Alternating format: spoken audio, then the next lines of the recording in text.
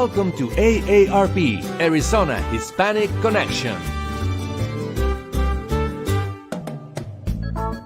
Educate. Celebrate. Connect.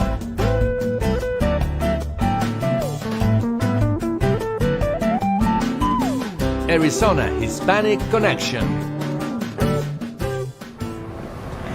Welcome to Arizona Barrio Stories. I'm Irma, coming to you from 147 East Adams. I invite you down to come shop till you drop. Today we are with David Parra Luna from Arizona AARP. He will be talking to us about finances with Salud, Dinero y Amor. Welcome, David. Thank you, Irma. My pleasure. It's always good to come and join you and engage you in this important conversations. Last time we stopped at this concept of reducing credit card debt. And I was telling you off camera that I got this email and I learned that the country, in terms of credit card debt, has exceeded $1 trillion. Wow. $1 trillion in credit card debt. So I did just a rough math, and if we divided the debt into all the population of the U.S., each kid, young person, older adult, who everyone, the whole country would owe, or each person in the whole country would owe about $3,000. So that's a lot of debt, and this is only credit card debt. You're not talking about your car, your home. So it's a very, very important topic that we are addressing, you and I, on how to manage credit and manage debt, definitely. I appreciate that you've been here and following us on this journey of debt and understanding the debt that we have. You know, you had talked about good debt, bad debt, but this debt here, it sounds like some people might live from paycheck to paycheck and maybe they get buried under their debt. So I'm glad that you're here with us today. Yeah. So the last time, I have a few points that have to do with reducing the credit card debt, and we only covered one last time, and that was review your statement to see what you are really paying. This is critical, and I'm not going to repeat again because they can watch the last show. It has to do with the different components of the statement to make sure that they understand what they're paying on the transactions themselves, the fees, the interest rates, etc. It's very important to keep track of the statement. And I also have mentioned in the past that it's always good to get a notice online, either be a text message or an email every time you use your card. It really helps. My wife sometimes says, "Hey, what is this $1.50 thing?" And always the parking when I go and record at Arizona Barrio Stories. So things like that, she'll catch things and ask me. I'll do the same with her. So it's always very good. But then at the end, the statement is critical. So let us go over that. Let's see, 2, 4, 5 more points on this reducing credit card debt. Review your budget, definitely. So now we're talking about somebody who's not paying the monthly total, right? Pretty much like what we said about this statistic.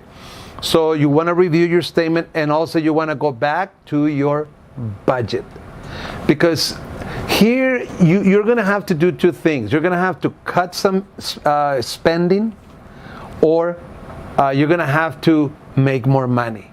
But you cannot afford to continue month after month letting this balance carry over. So that's when interests are generating and your debt is going to grow. So number one, your statement is critical that you check it. And number two, your budget. Check your budget and figure out how much you can devote to paying down your existing balance each month. Another important thing will be, obviously, stop using your credit card, right? It makes sense. If your credit card is getting you in trouble, don't use it anymore. Pay with cash until you're able to make more money or save a little bit more by looking at your budget, paying off the debt, and then you can continue. So that's very, very important. Have you ever had to use or had to stop using your credit card?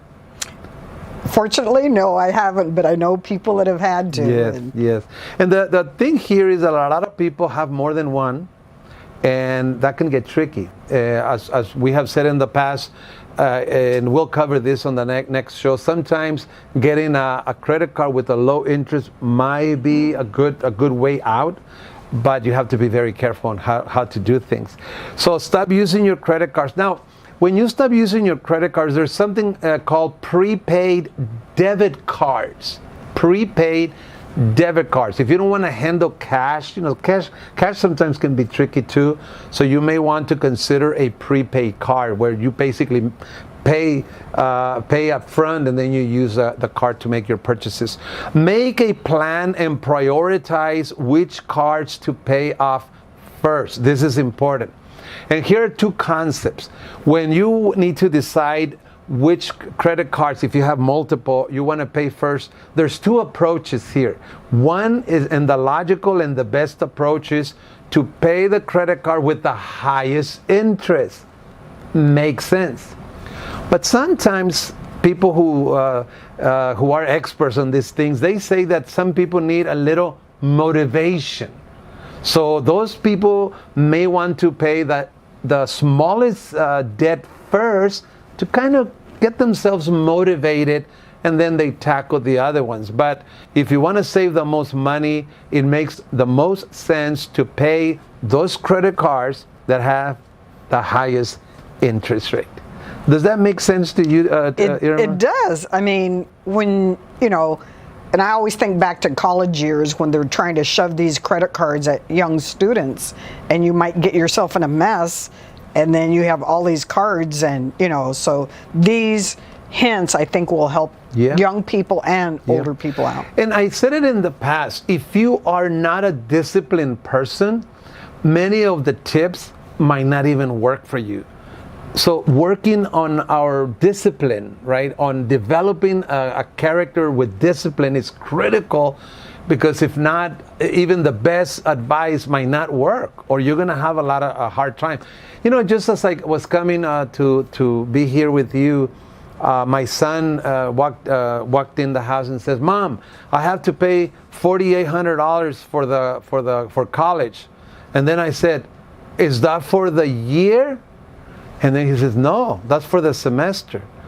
And then yesterday, he's 21, and yesterday he says, "Dad, what is that about the 30% that you shouldn't come close to your credit limit?" So I was very, very happy. And I am one of the lucky ones whose children have listened to, because not everyone is as fortunate as I am, and they have listened to me, and I'm just very thankful, because we have saved a lot of headaches. So for me to listen to my kid talk about the college fee that he has to now pay $4,800, he's working and going to school, and then now asking about this 30%. So I asked him, yeah, it is for your credit score. It's not good to spend more than 70%. In other words, don't get too close to your credit limit, because that affects your credit score. So things like that, to me, it's a good attitude. Getting informed about how to use credit is very important. Obviously, you need to commit to a payoff schedule. Once you decide which credit card you're going to pay first, commit to it, and then make savings part of your budget. No way around it. You either spend less or you make more money. You get a part-time job, you make a hobby, make some money out of a hobby, something, but make more money. If not, it's going to get very, very difficult. Wow.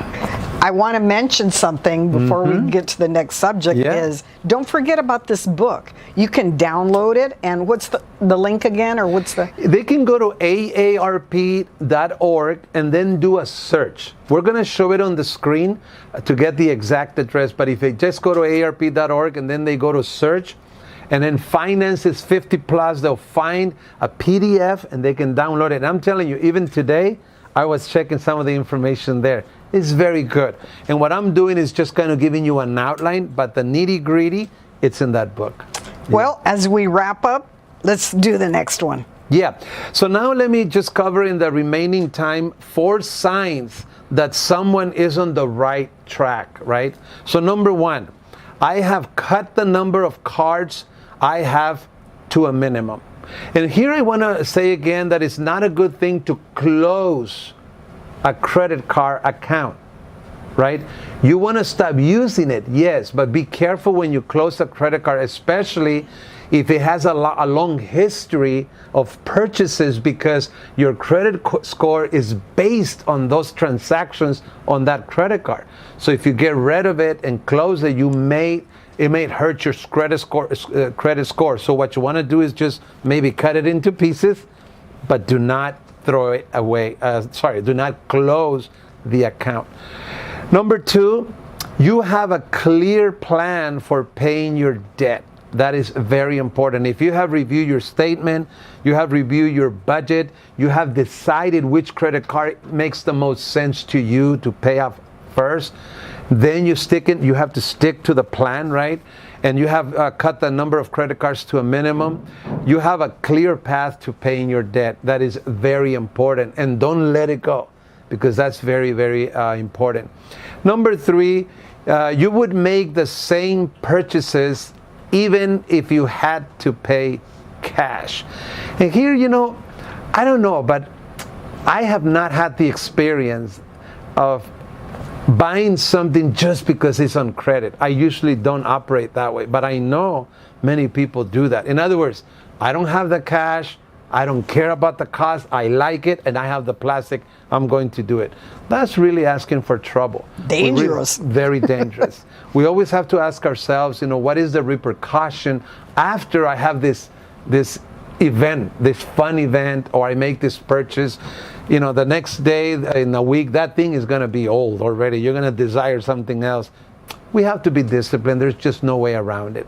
And the last one, your balances are going down every month. And look at this, every month. That means it's going to take a few months to pay off the debt. It's not an easy thing. It doesn't happen just in 1 month. Of course, it depends on how big the debt is, but it's very important to keep all this information, financial concepts in mind to handle that debt and not fall into what we're going to cover next, a crisis.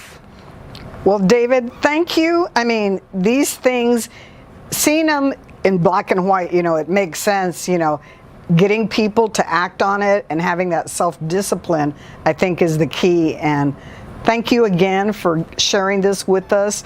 There's going to be somebody out there that hopefully can benefit from this. Thank you for the opportunity. Well, look at your budget, look at your statements, read the fine print. Hopefully we can help you, and David's tips will have helped somebody along the way in their financial journey. Thank you from Arizona Barrio Stories, and we are going to be back very soon with more information from David. Thank you, and we will see you soon.